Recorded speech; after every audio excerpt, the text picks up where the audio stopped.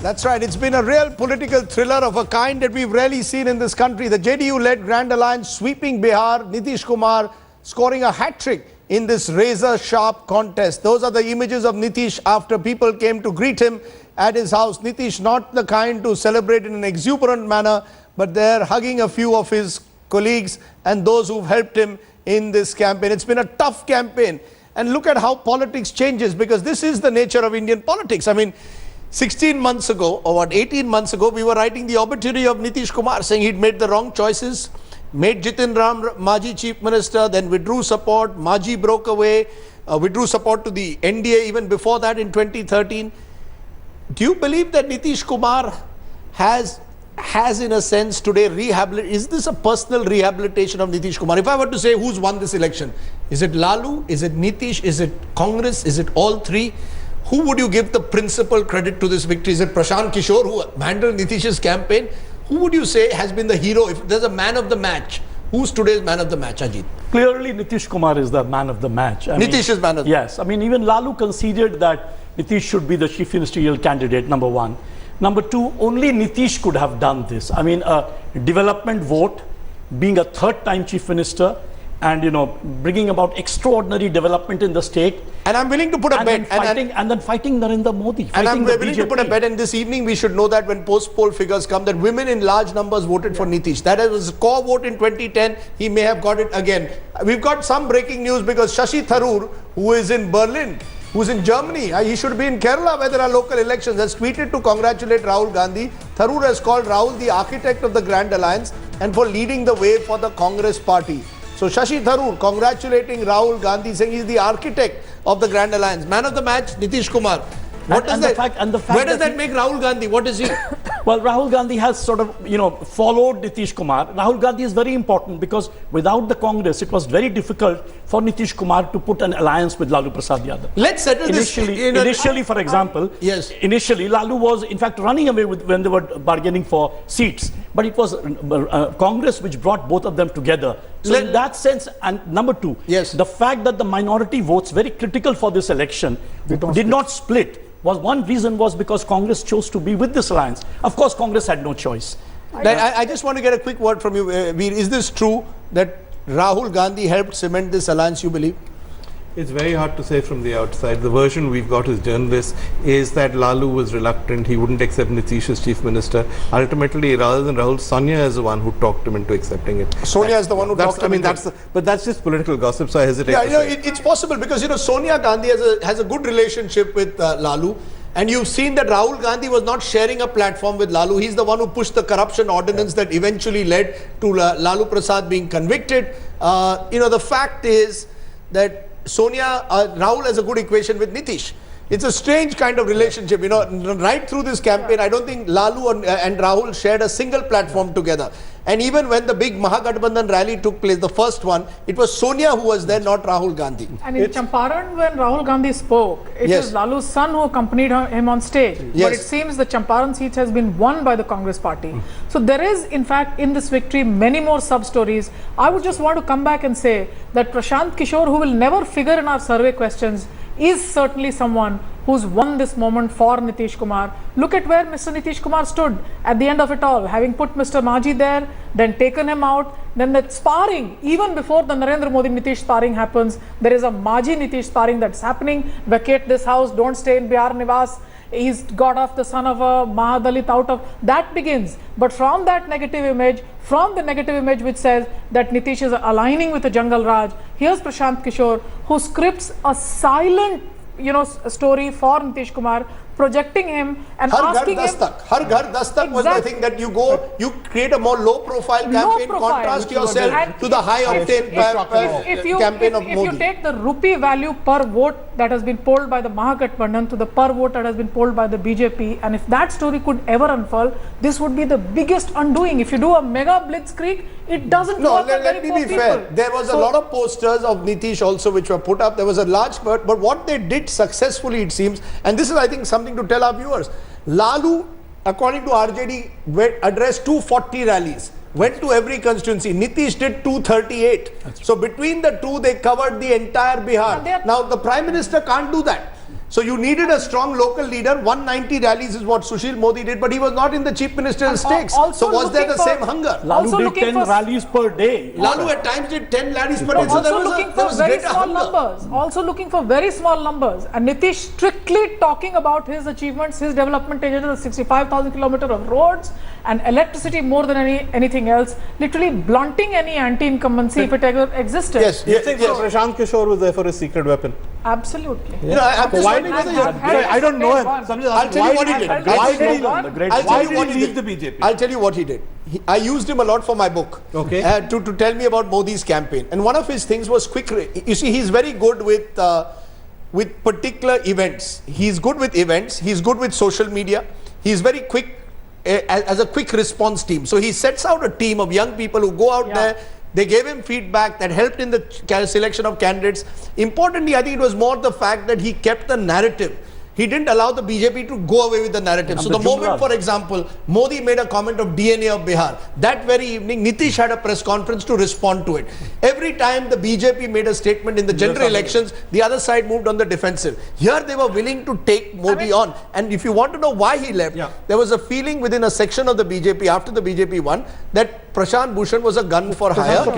Prashant Kishore was a gun for hire, and that he wanted a larger than life role within the PMO. He was not from the party. He had fulfilled his purpose. He could not demand that kind of role, particularly if they felt that he was going to be a sort of paid professional. I don't think our system is used to a paid professional after an election remaining in the government like they do in the US. Prashant, who comes with that background, thought that was the least he deserved. And I think he fell out with Amit Shah, who felt, look, this is a victory at the end of the day of the politicians, not of the professionals.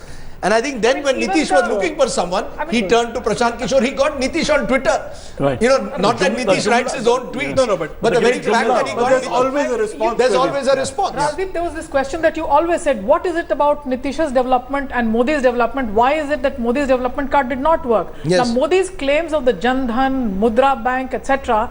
On the ground, I could see that Mr. Prashant Kishore's, his method of doing the propaganda was And in a those way are images of countering Prashant. those That's claims. Prashant Kishore. The man with the 47-year-old. bespectacled is Prashant Kishore. Yeah. Sitting in the room next to Nitish. Whenever you went to meet Nitish, if you did during this campaign, Prashant was always there. So in a sense, he was the shadow of Nitish Kumar. And I think what happened is maybe, Ashok, that the BJP, because it's an older organization, believe that, the RSS, the BJP, the cadres deserve greater credit. Don't give the credit to an individual. to be fair- He would never get the same space in the BJP that he gets in a JDU. To be fair, Big mistake, no? to be fair, Big an mistake. election is one for whether this one or 2014 is one for Variety of factors. reasons, including what Prashant Kishore brought to the table Yes. for Modi and for Nitish Kumar.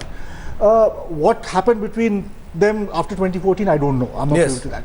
But what is very interesting is both Arvind Kejriwal, who defeated the BJP in earlier this year in Delhi, and Nitish Kumar, who defeated the BJP right now, both have borrowed much from Modi's campaign Absolutely. of 2014 and turned the tables Yeah, on. yeah. Absolutely. Absolutely, and that's Good another point, interesting Ashok. factor that you Good need point, to Ashok. now, you need to have a 360-degree media approach, for example, and now that was something Nitish would have never done a couple of years ago. He almost had a distrust. I remember him once telling me, "ये मोदी जी बहुत tweet करते हैं, Twitter पर रहने की क्या जरूरत है?" The whole idea, the word narrative has become a dirty word with some politicians. But the fact, the way the Modi narrative was built in 2013, Cycles 2014. with- I just want to go to Brajesh Kalappa of the the way Congress. the Nitish narrative was built this Sure. time tells us that is important. Brajesh Kalappa is joining me of the Congress party. Brajesh Kalappa, we are giving credit to the likes of Prashant Kishore, to Nitish Kumar, whom Ajit says is clearly the man of the match, and I think that's a universal feeling that this is Nitish's victory. Where does Rahul Gandhi then fit into this? Is this the Congress acknowledging that they will now have to work with regional leaders? It is no longer Ekla Chalo Re. The same Rahul Gandhi in 2010 refused to tie up with any of these parties, went on his own in Bihar, faced disaster, went on his own in UP, faced disaster. Will he move away from this Ekla Chalo Re philosophy of his? Rajdeep, if today we have got as many as I think 25 seats, it's partly because of the reason that we went on our own the last time, right? Because we had that kind of the workers' synergy and that kind of outreach. And this is, you can't really discount what happened during the last elections. Right. And the shadow of the last elections will always, offer some kind of a direction to future elections.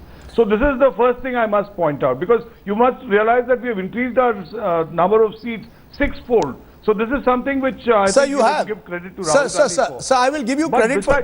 besides- Sir, just a minute. I want to give a piece of breaking news that's coming in because voices of dissent have come for the first time within the BJP since the morning. An MLA from Gujarat, Madhu Srivastav, remember he's the MLA, I think from Vadodara if I'm not mistaken, has blamed the BJP leadership and poor strategy for the Bihar debacle. The BJP MLA has asked the party to ruminate over the poor show. He has blamed the party for trusting all responsibilities on just one man. Is he referring to Amit Shah or to Narendra Modi? Listen in to what he has to say. Madhu Srivastav. एक तो जो कुछ भी बिहार में हुआ है वो दुखी लागनी है हमें, और दूसरी बात है कि हमारा अटल जी ने भी पहले कहा था कि शक्ति को विश्रीकरण करना चाहिए, एक ही जन के पास शक्ति नहीं रहना चाहिए। वो एक जन के पास शक्ति रहने के कारण थोड़ा खुद हमको खेद हुआ है। अब वो शक्ति को हम अलग बंटवारा करेंगे और फिर से इसको आगे लाने का प्रयास करेंगे। Interesting, this voice of discordance coming from Gujarat. Remember Amit Shah's home state, Narendra Modi's home state. That a person, an MLA can even say this is in itself something which shows how politicians change. You know, they've sensed at the moment that Mr. Shah particularly, because the campaign was dominated by Shah, a lot of Arun Jaitley's key men were involved with Amit Shah. Bhupendra Yadav and others are all Arun Jaitley's men. Dharmendra Pradhan, petroleum minister, was spending all his time in Bihar. I'm just wondering whether this coterie, which was emerging around Mr. Jaitley and Mr. Shah, will have to take some of the flack now.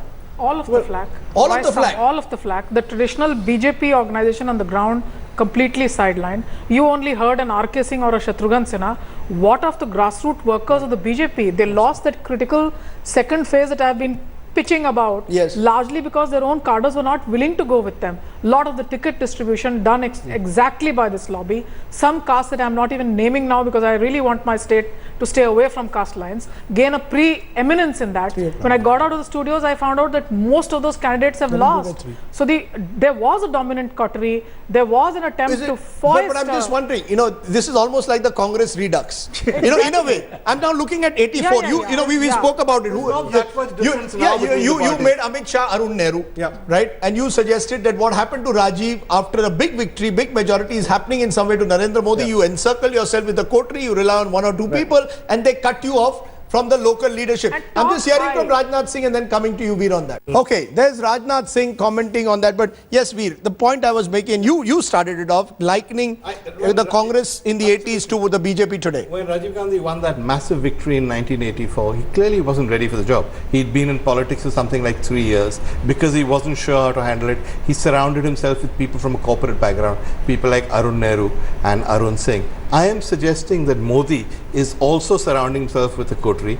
In Amit Shah and Arun Nehru, there are many clear parallels, not just in appearance, in the way in which they function, the way in which they handle the party, except that Modi doesn't have Rajiv Gandhi's excuse. Modi hasn't been in politics only for 3 years. He should know better. He comes from a cadre-based party. My feeling is that Modi sees himself as a president rather than a prime minister. He likes the US presidential approach where one man is elected and then he chooses people from everywhere. But then bring in lateral entrance. You see, if you are choosing the US presidential approach, then get in talent from the outside. You're in the end relying on talent from within. So you've got, and at the same time, what are you going to do with the Sakshis and the Aditya Naths every time they speak out? So therefore what he has is the worst of both worlds. That's right. As we are now discovering. Yeah, you know, yes. Actually, I disagree with him. It's not, you know, if Modi were more presidential, it perhaps would be better. He's got enmeshed in too many local elections. Each time there's a local election, you roll out But Modi. he's fighting it in a presidential manner. He's fighting every local election with the entire focus on him. Exactly, that is wrong.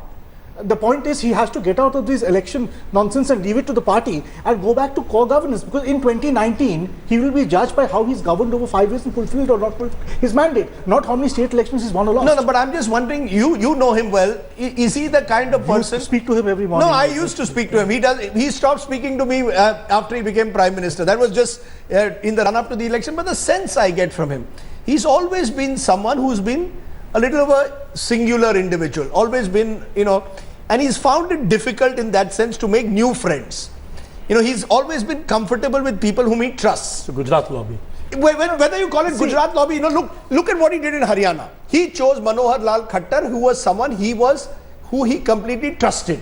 Now, from all indications, Khattar is a nice guy, but he's not chief ministerial material. See, now, I am told, Mr. you could Ram correct me if Gupta I'm wrong, redux. Sushil Modi was not chosen because 5 years ago, Sushil Modi, when he was deputy chief minister with Nitish, once said that Nitish Kumar one day could be the prime minister of the country. Right. Now, this Mr. Modi has remembered. There was also factionalism in the party. I There was understand factionalism, that. but I'm just wondering whether Mr. Modi can rise above all this now and use this opportunity to reset the button. If you look at the BJP's rise in the last 10-15 years, Yes. it has come after Vajpayee and Advani actually gave up power in 2004. They won a series of state elections from Karnataka to Rajasthan to Gujarat with strong chief ministers, strong regional brands.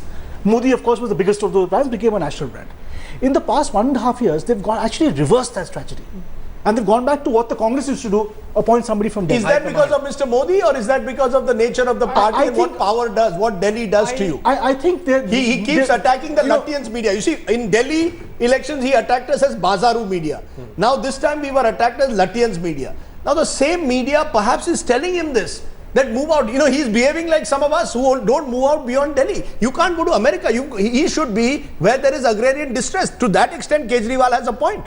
Nitish has won Prashant Kishore, but more than that, managing agrarian distress. Look at when I did the field work and a piece that I wrote for The Wire that tells us that even with rainfall shortfall, the forwardcasts who were voting the BJP said, we have no reason to be angry with Nitish. Can I just so stay on the ground, manage agrarian distress, manage poverty. And I've reached probably the end. We're just a minute to go. Just listening to Tejasvi Yadav, and then I'll get one final comment. Listening to Tejasvi Yadav, who in the end has won in an up and down election.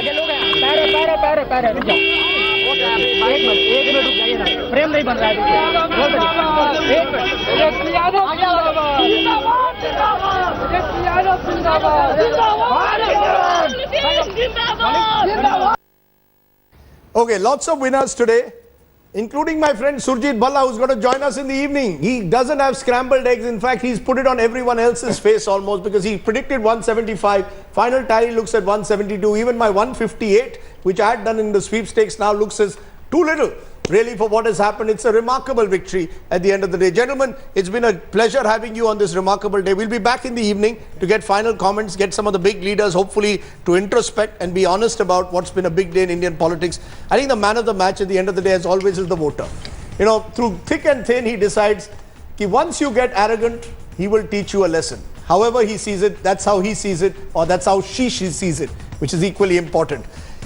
Ajit Jha, Veer Sanghvi, Manisha Priyam, Ashok Malik, and all the guests who've joined us through this morning. Thank you for joining us. Sorry for keeping you for lunch. Time for Sunday lunch. Thanks for watching. The lunch at the moment is on the house because it's been given by Nitish and Lalu, we are told. Their Litti Choka is going on in Patna for lunch. We're going to stick to sandwiches. Thanks for that. Goodbye. Thank you.